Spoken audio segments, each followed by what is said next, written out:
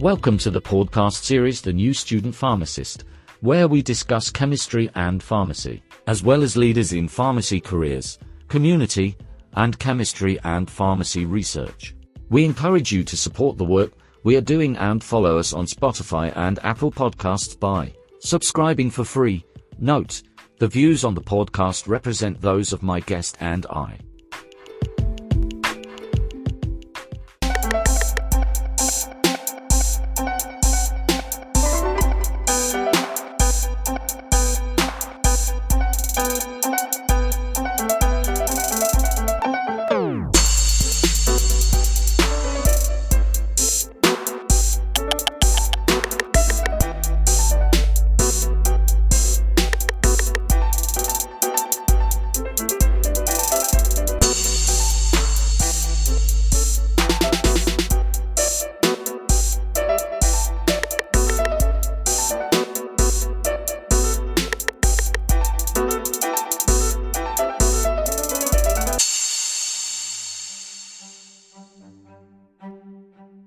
Purpose of these episodes not at all for advice or medical suggestions.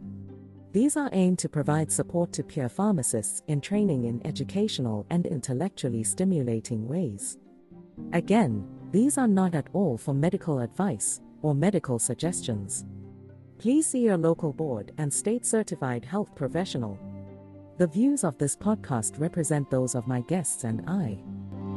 So we're diving into pharmacology, how drugs do their thing in our bodies. You've given us these excerpts. Looks like pharmacotherapy, a pathophysiologic approach, and the workbook and casebook for Goodman and Gilman's classic, meaning you're ready for the nitty-gritty.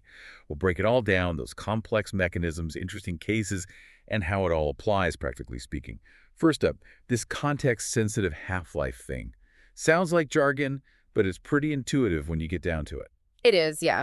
Basically, how long a drug's effect lasts depends on how much you've taken and for how long. Like, imagine prescribing something, but the patient's got liver disease. That context matters, right? Their body might process it totally differently, so half-life becomes super important for dosage, timing, all that. So it's like 1 cup of coffee versus downing a whole pot. More caffeine means your body takes longer to get rid of it. Exactly. A diazepam, that's for anxiety. It hangs around way longer than something like propofol. That's for anesthesia.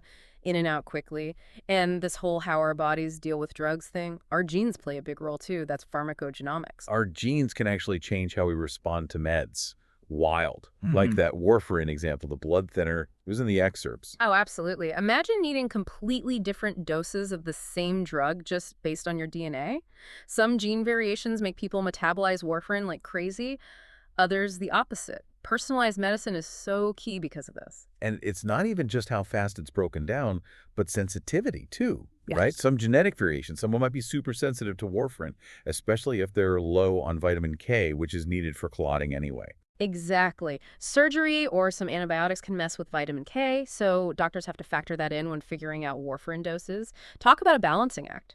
Speaking of balance, that seems like a big theme overall, especially with the pulmonary artery hypertension, the PAH stuff. Right. It's this constant back and forth in your blood vessels, constriction versus relaxation. Too much endothelin, that's ET1, and things clamp down. But then you've got prostacyclin, nitric oxide.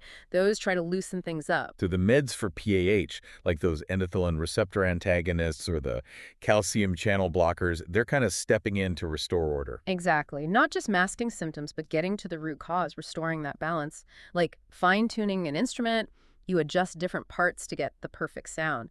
And speaking of delicate balances, that whole antimicrobial resistance discussion was a wild ride. Bacteria are seriously adaptable, especially when it comes to outsmarting antibiotics like penicillin. it's a constant arms race, evolutionarily speaking. They find ways to break down those antibiotics before they can even work. Some of them even change their locks so the antibiotic can't get in and do its thing. It's like they're constantly changing disguises. Exactly. Take beta-lactam antibiotics like penicillin. Some bacteria, they've got this enzyme beta-lactamase, and it just destroys the antibiotic before it can even work. That's why using antibiotics correctly is so important, and finishing the whole course. They're surprisingly resourceful, these little microbes. It's a good reminder that even something as simple as taking your meds has these bigger consequences, like this whole resistance problem. It makes you realize we're all part of this huge system. Even our small choices have these ripple effects. Which, speaking of the excerpts you gave, there's that case. Mrs. HJ, 65 years old, shows how doctors use those pharmacokinetic principles. But to personalize dosages, it's pretty interesting. Mrs. H.A., her case is a classic example. Figuring out the right dose, especially for meds like vancomycin that have a narrow therapeutic index, it's tricky. Meaning the dose that works and the dose that's toxic, they're pretty close together, right? Exactly. Finding that sweet spot is key. So Mrs. H.J., she had this surgical wound infection. They suspected this bacteria, pretty common, lives on our skin. But to make it harder, she also had some kidney problems, which that throws a wrench in how your body gets rid of the drugs. So it's not like one size fits all, give everyone the same amount. They had to think about her specifically, her infection, how her body handles meds. Exactly. That's personalized medicine in a nutshell, tailoring the treatment to the person, not just the disease. And it's not just individual patients either, this whole antimicrobial resistance thing. It's like bacteria have their own little communication system going on, sharing tips on how to beat the antibiotics. Great way to put it. It's a global problem now, this resistance. We overuse antibiotics, misuse them, and then bacteria, they're so good at sharing genes, it's like they're swapping secrets to survive. Always one step ahead, finding ways to outsmart the drugs we throw at them. It's remarkable how they evolved to survive. Some of the tactics are pretty sophisticated. Like, they can produce enzymes that just chop up the drug, or they change the drug's target within themselves so it can't bind. Some even pump the drug out of their cells before it can even work. It's both impressive and kind of scary. We develop these powerful drugs, and they just find a way. It really underscores the importance of stewardship, being careful with antibiotics, controlling infections, and constantly searching for new therapies. It's a multi-pronged battlefront. Absolutely. And speaking of tackling things head on, the excerpts also mention palliative care, which I feel like has this misunderstanding around it. Like it's only for end of life, but it's bigger than that. Right? You're right, it's much broader. It's about improving quality of life for anyone with a serious illness, no matter their prognosis. Recognizing that it affects you, like wholly, not just your body, but your mind. Everything. So palliative care helps with the physical stuff, the emotional stress, even social and spiritual needs. Exactly. Holistic support for patients and their families, helping them make informed choices about their care and live their best lives possible. It's about recognizing that everyone deserves compassion and support, whatever their health situation. Now, switching gears a bit, let's talk about how drugs move around in the body. The excerpts touched upon volumes of distribution, and honestly, that one always messes with my head a bit. It sounds very technical, but think of it like this. A drug enters the bloodstream, right? But it doesn't just stay there. It spreads out, goes to different tissues, organs. Volume of distribution, that just tells us how much it's spreading out. So large volume means it's adventurous, going everywhere. Small volume means it likes to hang out in the bloodstream mostly. Exactly. And this depends on the drug's chemistry, how big it is, how well it dissolves, even things like blood flow to different organs. It all matters. Like each drug has its own travel plan based on its personality and the map of the body. I like that. Yeah. And knowing this volume of distribution, it's super important for doctors to figure out the right dose and predict what the drug will do. Another piece of the puzzle, how drugs work in this amazingly complex system, the human body. For sure. And that journey takes us to drug metabolism, the process where our bodies, it's like they have these tiny labs inside with special enzymes. So it's like our body's got its own little chemists changing these drugs we take into, I don't know, different versions of themselves. And that affects how long they work, how they, do their thing. It's pretty incredible. Our bodies take these complex molecules, break them down, tweak them, even activate them sometimes. That's drug metabolism or biotransformation. And it mostly happens in the liver, although other places pitch in too, like the kidneys, the intestines. The liver's the main factory, but there are these smaller branches elsewhere, just in case. This usually happens in 2 phases, right? Yeah, like a 2-step process. First, the drug gets broken down, made more water soluble, so easier to get rid of. Then, phase 2, it often gets tagged with other molecules, kind of like a signal saying, okay, time to go. Our bodies have their own waste management system. And just like with that distribution thing, genetics matter here, age, your overall health. Heck, even what you eat. If you smoke, that plays a role. Right. Everyone metabolizes drugs at their own pace. Someone with, say, liver problems might process things slower, which is why doctors really need to get this individual variation stuff to get the dose right. Finding that sweet spot. Effective, but safe. Which, speaking of the right fit, that brings us to drug receptors. Those are like the gatekeepers on our cells. They decide how a drug actually does anything right. Think of them as tiny locks all over the surface of your cells, each one with a specific shape, a purpose. And the drugs, they're like keys floating around till they find the right lock to unlock that specific effect. Exactly. Drug binds to the receptor, boom, it sets off this whole chain reaction inside the cell. It's not enough to just swallow the pill. It's got to find its target to work. And there's so many kinds of receptors. Makes sense. Our bodies do a lot. Everything from how we sense the world around us to like heart rate, blood pressure, all that. They're the unsung heroes of our biology, these receptors. Oh, really are. And just like, I don't know, a busy city, there are different types of receptors too, right? Yeah. Each with their own job. There are those G protein ones. They're like messengers and ion channels. Those control the flow of stuff in and out of cells. Super important for nerves, muscles. Don't forget enzyme-linked receptors. They're involved in things like cell growth, when cells decide what they want to be when they grow up, all that. So many kinds of receptors, each with a specific job. And figuring out how they work, how they react to different drugs, that's how we can make new treatments, right? Absolutely. We can design drugs to act as agonists, kind of mimicking what our bodies already do, or antagonists, blocking those effects.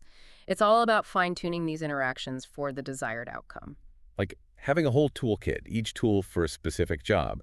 And pharmacologists, they're the craftspeople, figuring out the best tool for the job, considering everything going on to, get the best result. It's what makes pharmacology so fascinating. It's this constant journey of discovery. It really is. And the more we learn about this whole dance between drugs and our bodies, the more we can treat diseases, improve lives, all that good stuff. So if you go through these texts, remember, it's not just chemicals and processes. It's the instruction manual for our health and well-being. It's amazing stuff, and hopefully this deep dive has given you a whole new appreciation for the world of pharmacology.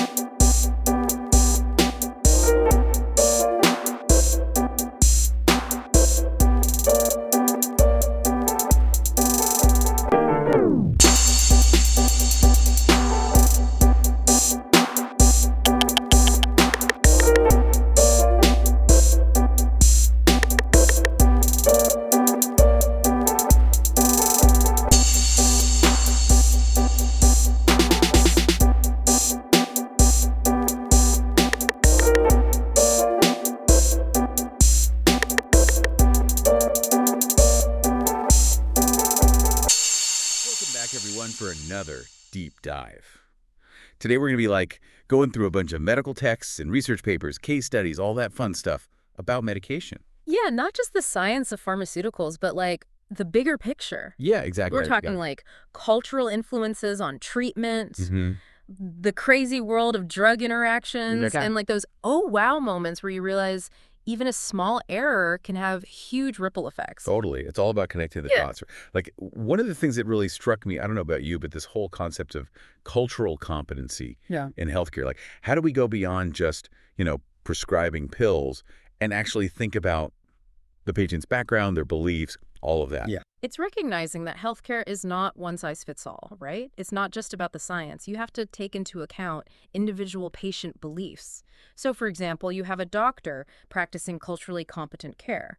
They might consider integrating traditional Chinese medicine, so things like acupuncture, herbal remedies, alongside Western treatments, let's say, for chronic pain management. Yeah, finding that balance is so key.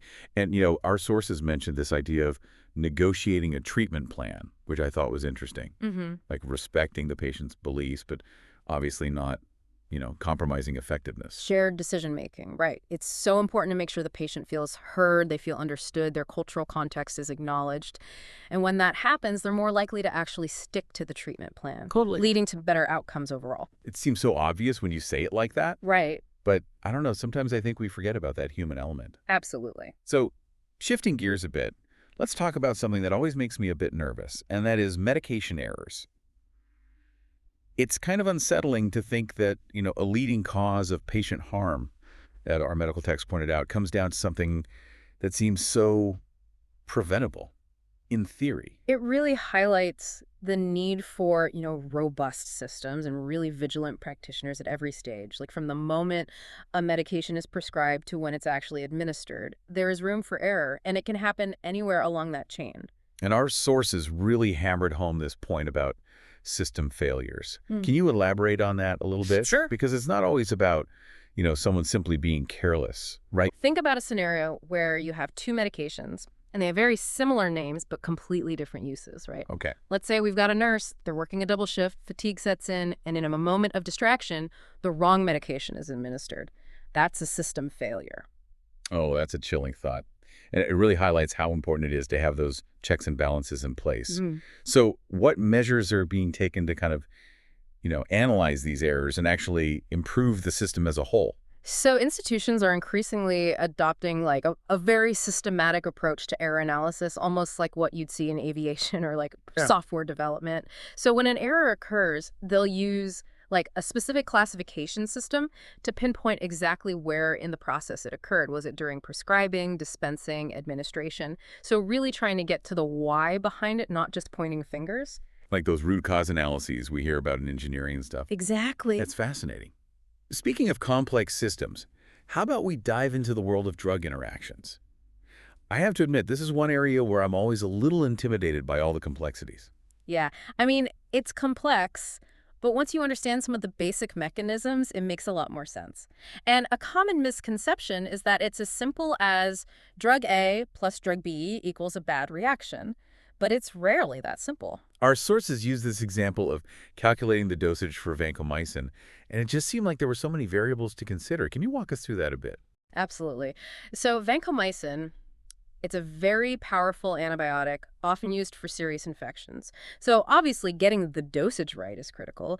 Even small differences in a patient's age, their weight, or their kidney function can have a huge impact on how much vancomycin they should be getting. It's not just a one-size-fits-all. Right. And then on top of all that, there's genetics. Like, even our DNA can affect how our bodies react to meds, right? Yeah, it's called pharmacogenetics, and it's pretty much changing how we think about personalized medicine. Basically, you know how genes have the blueprints for enzymes that break down drugs? Right. Well, variations in these genes can actually affect how quickly or slowly a drug is metabolized, which then obviously impacts how effective it is, the potential side effects. So it's like our DNA is throwing little speed bumps or like fast tracks as these medications try to make their way through our bodies. That's a great way to put it. And a classic example is warfarin. It's a blood thinner, and it's known for having a very, very narrow therapeutic index. Okay, so that means the difference between an effective dose and a potentially dangerous dose, it's tiny, right? Exactly. And that's why, with warfarin, they need those regular blood tests to make sure the dosage is just right. To get that balance, because you don't want to be preventing blood clots but then end up with excessive bleeding. Right, exactly. It's all about finding that sweet spot. Speaking of tricky balances, we've got to talk about mixing alcohol and acetaminophen. We've all heard the warnings, but I'll admit I don't fully get the dangers. Sure. So it all comes down to how our body processes acetaminophen, mainly in the liver, right? Okay, yeah. So there's this enzyme in our liver, CYP2E1, helps break it down. But when you throw chronic alcohol use into the mix, it actually revs up the activity of this enzyme. Like it puts it into overdrive. Yeah, and that leads to more of a toxic byproduct, NAPQI, being produced, which can really damage the liver. So it's not so much the alcohol directly harming the liver, but more like this domino effect that it sets off. So the alcohol is basically messing with the liver's ability to process the acetaminophen safely. Yeah, exactly. It's like throwing a wrench in the machinery. That's scary. Yeah, it shows how even things that seem harmless on their own, like, you take a couple of Tylenol, you have a couple of drinks, it might not seem like a big deal, but when you combine them, that's when things can get dicey. And, interestingly, I was reading that doctors actually use a tool, a nomogram, I think it's called. A nomogram. Like a what? It's basically like a chart, a visual aid, that takes into account things like the concentration of acetaminophen in the blood, how long it's been since you took it, to try to figure out the risk of liver damage. Interesting. So it's like another tool in the toolkit for understanding these interactions. Right, exactly. So we've talked about how drugs can interact with each other, but what about with like the environment inside our bodies? Oh, you mean like pH? Yeah, pH. I always hear that word thrown around, but I don't really grasp it fully. Okay, so imagine your body is like a bunch of different rooms, right? Okay, yeah. And each room has a different pH level. Like your stomach is highly acidic, but then your small intestine is more alkaline. Okay. And these differences in pH, they can really impact how drugs are absorbed and how they move around your body. So a drug's journey through our system is like navigating a pH obstacle course. Yeah, kind of. So how does that actually work? What's the connection between pH and how a drug gets absorbed? Okay, so we need to think back to like basic chemistry, the Henderson-Hasselbalch equation. Don't worry, I won't get too technical. Thank goodness. But basically, this equation helps us figure out how much of a drug is in its ionized form versus its non-ionized form at a specific pH. Okay, and why does that matter? Like, what's the difference between those two forms? So the non-ionized form, it can usually pass through cell membranes more easily because it's more lipid soluble. It can dissolve in fats. Oh, okay. But the ionized form, it has a harder time getting through.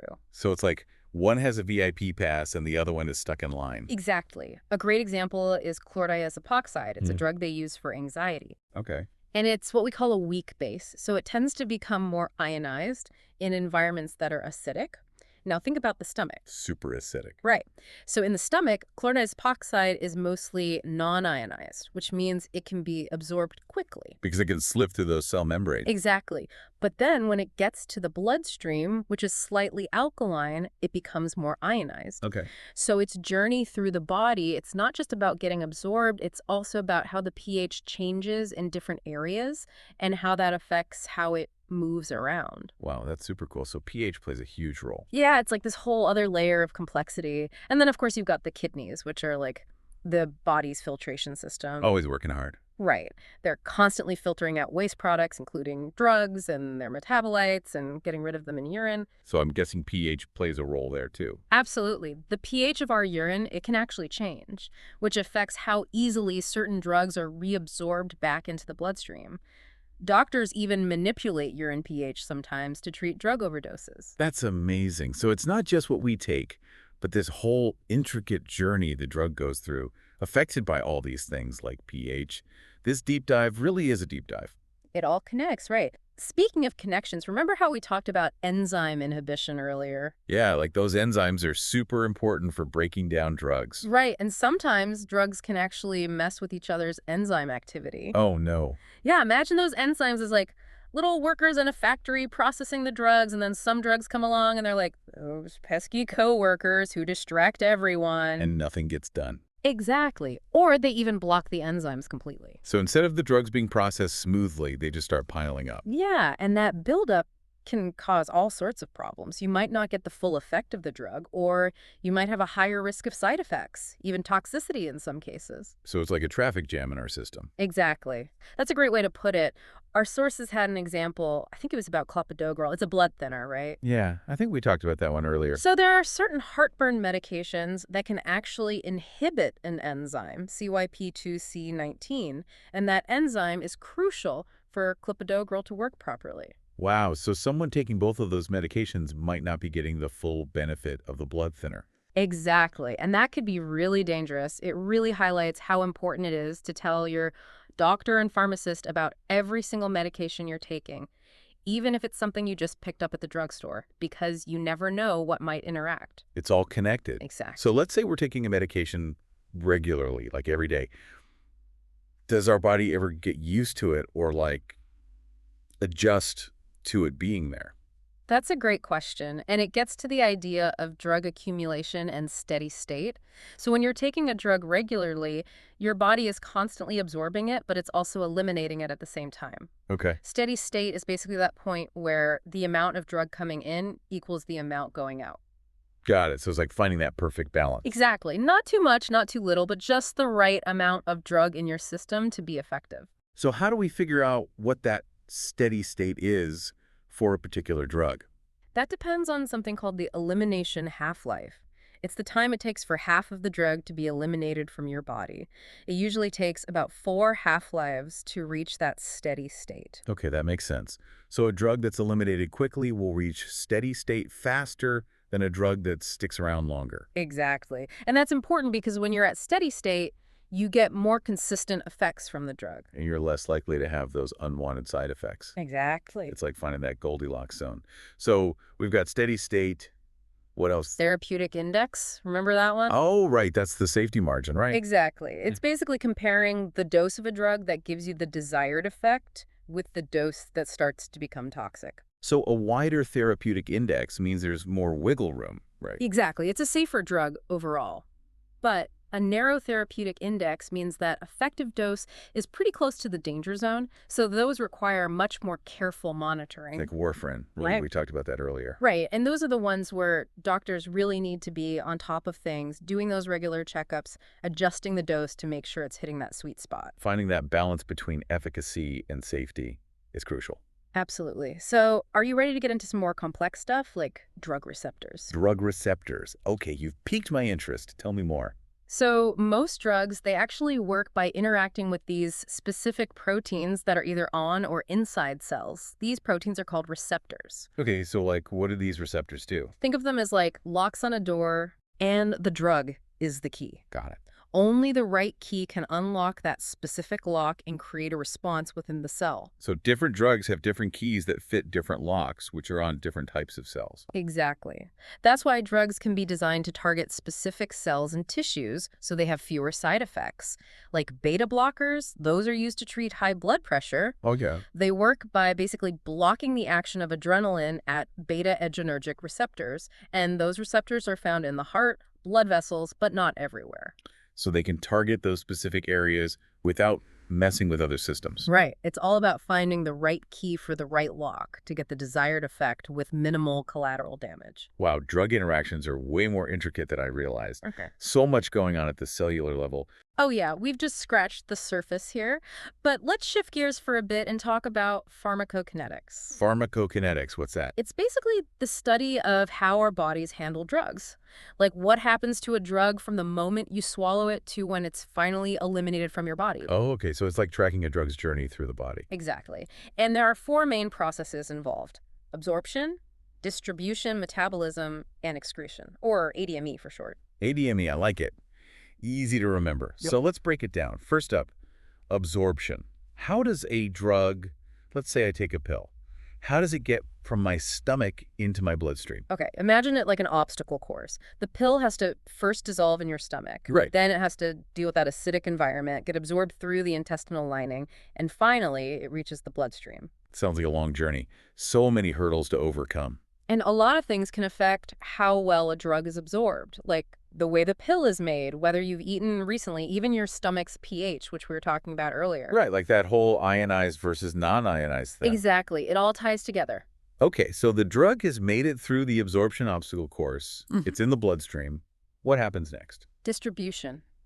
Now it's time for the drug to be delivered to different parts of the body. Like a delivery truck making its rounds. Exactly. But think about it, not all tissues are created equal. Some tissues might get more blood flow, some might have different properties that make it easier or harder for the drug to get in. So some tissues might end up with a higher concentration of the drug than others. Exactly. And that's where things can get tricky, because if a drug builds up too much in certain tissues, That's when you start to see those unwanted side effects. Okay, distribution check. Oh. What's next on this drug's journey? Metabolism. This is where the body starts to break down the drug into smaller pieces called metabolites that are easier to get rid of. And the liver is the star of this show. The liver's always working overtime. It has these specialized enzymes, like those CYP enzymes we talked about, that do the heavy lifting of transforming the drug into something the body can eliminate more easily. So it's like the body's drug processing plant. Exactly. And just like with anything else, how well your liver metabolizes a drug can depend on your genetics, your age, your overall health. It's amazing how everything is connected. So we've got absorption, distribution, metabolism. What's the final step in this ADME process? Excretion. Getting rid of those drug metabolites, like taking out the trash. Okay. And the kidneys are the main players here. They filter the blood and remove the waste products, including those drug metabolites, and then they're flushed out in the urine. So the kidneys are like the body's filtration system, making sure nothing overstays its welcome. Exactly. This whole ADME process is fascinating. I never realized how much goes into our bodies handling medication. It's pretty amazing. And understanding these 4 stages, it's crucial for doctors when they're figuring out the right dose of a drug for each patient, how often they should take it, and also for predicting any potential interactions with other drugs. It's like a perfectly choreographed dance, but with drugs in our bodies. Speaking of interactions, we've talked a lot about how drugs can interact, but what about interactions between medications and herbal supplements? Like, a lot of people think that if it's natural, it must be safe, right? Right, but that's a dangerous assumption. Yeah. Because herbal supplements can have really potent compounds in them, just like regular medications. So just because you can buy something over the counter doesn't mean it's risk-free. Exactly. A good example is St. John's wort, which a lot of people take for mild depression. Okay. Now, it's generally safe on its own, but it can interact with a ton of different medications like antidepressants, birth control pills, blood thinners, even some HIV medications. Wow, that's quite the list.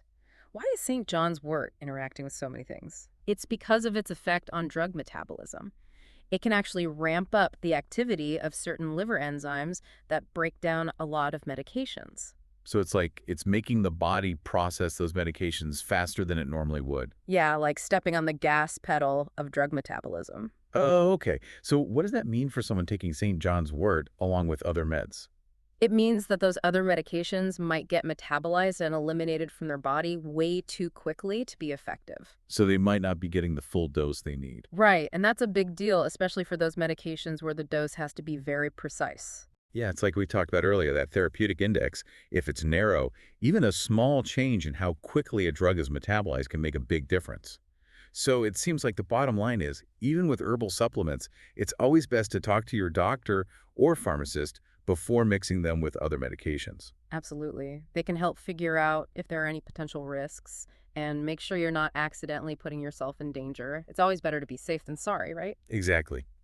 Now, this next topic might be a bit heavier, but it's important to talk about, and that is drug-induced liver injury. What exactly does that mean? Well, as we were talking about, the liver plays a big role in metabolizing drugs. Right, breaking them down. Exactly. But sometimes during this process, the liver can produce byproducts that are actually toxic to the liver itself. So the liver is working so hard to break down the drug, it ends up hurting itself. Yeah, basically. And the risk of this happening, it depends on the drug, the dose, and also how susceptible each person is. So some people might be more prone to this type of liver injury than others. Right. Things like age, genetics, if they have any pre-existing liver problems, even how much alcohol they drink, all those things can increase the risk. That makes sense. So what are some warning signs of drug-induced liver injury? What should people look out for? Keep an eye out for things like jaundice, feeling really tired, nauseous, pain in the abdomen, dark urine. Jaundice, that's when the skin and eyes turn yellow, right? Exactly. It happens when bilirubin builds up in the blood, which is a sign that the liver isn't working properly. And if you're experiencing any of those symptoms, especially while taking a new medication, it's super important to contact your doctor right away. Don't mess around with the liver. No, definitely not. So what happens if someone does have drug-induced liver injury? What's the treatment? Usually, the first step is to stop taking whatever medication is causing the problem. Makes sense. And in a lot of cases, the liver is pretty resilient. It can actually repair itself. But if it's a more serious case, then they might need other treatments. This is all really good information to know because it shows that even with something as common as taking medication, there are still risks involved. Absolutely. Right. That's why staying informed and talking openly with your doctor about any concerns you have, that's really key. So, ready for another deep dive into the cellular world? How about drug transporters? Drug transporters, Yeah. what are those? I've never heard of that before. Okay, so remember how we talked about cell membranes and how some drugs can pass through them more easily than others? Yeah. Well, drug transporters are like the gatekeepers of those cell membranes. Okay. There are special proteins that control what goes in and out of the cell, including drugs. So they're like bouncers at a club deciding who gets in and who doesn't. Exactly. And there are two main types: influx transporters, which bring drugs into the cell, and efflux transporters, which pump drugs out. Okay, so it's like this intricate system of pumps and channels, making sure the cell stays balanced. You got it. Now, what happens if a drug interferes with one of these transporters? I'm guessing that could really mess things up. It can. It can either increase or decrease how much of a drug gets absorbed, distributed, even excreted. For example, a drug might hitch a ride on an influx transporter to get into a cell more easily. Sneaky. Right. Or another drug might get booted out by an efflux transporter. So it's like a constant battle at the cellular level, Right. with these transporters controlling the flow of drugs. Exactly. And scientists are realizing more and more that these interactions with transporters, they play a big role in how well a drug works and whether or not it causes side effects. Wow, drug transporters. Another layer of complexity in the amazing world of medication. It's incredible how much we're learning about how drugs interact with our bodies, even at the smallest level. It's a constantly evolving field, that's for sure. So, given everything we've talked about today, what are some things that people can do to be more informed patients and really advocate for themselves when it comes to medication? That's a great question. I think, first of all, be proactive. Don't be afraid to ask your doctor or your pharmacist questions, even if you think they sound silly. The more you understand about your medications, the better. Knowledge is power. Absolutely. And don't be afraid to ask for things in writing. Like if your doctor mentions side effects or interactions, ask for a handout or something to take home with you because, let's be honest, it's easy to forget stuff once you leave the doctor's office. Oh, I'm terrible for that. I know, me too.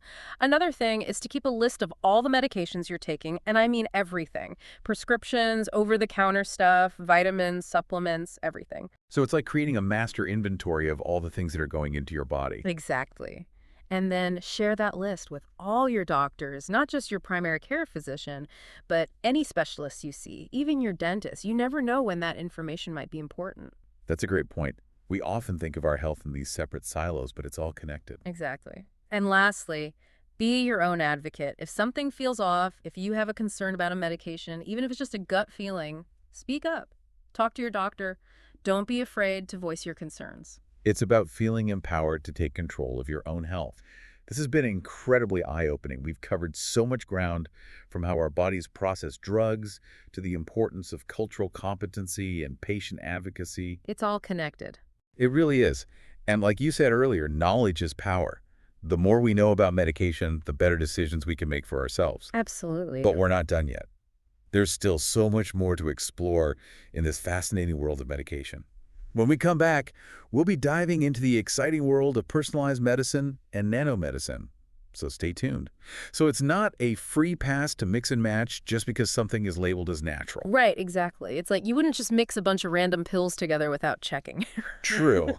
So any specific examples of these herbal supplement interactions we should be aware of? Okay, so there's St. John's wort. A lot of people use it for low mood. Yeah, I've heard of that. No, it's usually fine on its own, but here's the thing. It can miss with a whole bunch of medications. Really? Yeah. Like what? We're talking antidepressants, birth control, blood thinners, even some meds for HIV. Wow, that's a long list. What makes St. John's wort so, I don't know, reactive? It messes with drug metabolism.